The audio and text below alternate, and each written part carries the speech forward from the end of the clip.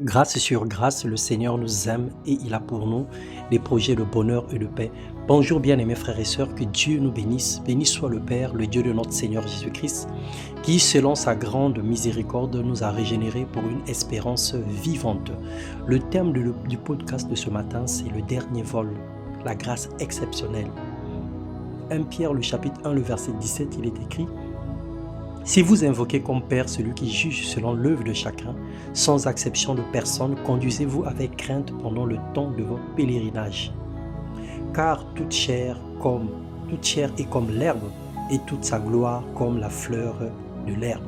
L'herbe sèche et la fleur tombe. Bien-aimés dans le Seigneur, plusieurs sont insensibles à tout ce qui se passe sur terre en ce moment. Pendant que nous sommes censés faire des réflexions, des concessions, prendre des résolutions pour changer de caractère et revenir à Dieu, il y a malheureusement d'autres qui se défoncent, se dépriment, se dépravent et partent dans tous les sens, régnant Dieu et s'éloignant davantage. Tout ce que le monde est en train de traverser en ce moment est un élément d'exactitude. Les guerres, les bruits des guerres, la famine, les situations géopolitiques, les assassinats et autres, les accidents mortels, les troubles sociopolitiques, des catastrophes naturelles, l'ensemble de ces choses montrent que le Seigneur revient bientôt. Le confinement que nous avons connu était un élément d'exactitude. Aujourd'hui, la crise mondiale et l'effondrement de la bourse, tout comme le feu éprouve l'or, alors ces difficultés, ces situations également viennent pour nous éprouver.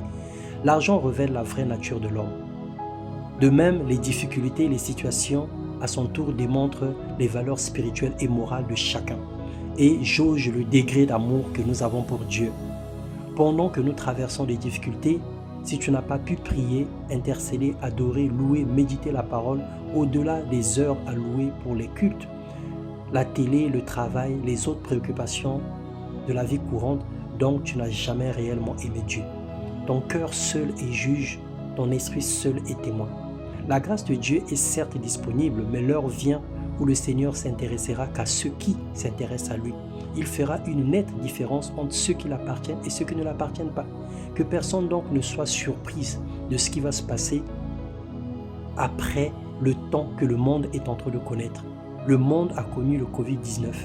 Ce n'était que le début des douleurs d'accouchement. Ne rêvez pas et retenez bien cela. Notre attitude attriste le Saint-Esprit. Nous sommes insensibles et irresponsables, mais nous avons encore le temps. Rachetons-le.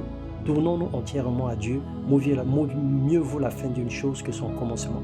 Le Seigneur nous accorde davantage sa miséricorde. Il fait tomber les écailles de nos yeux et son amour éclaire nos vies.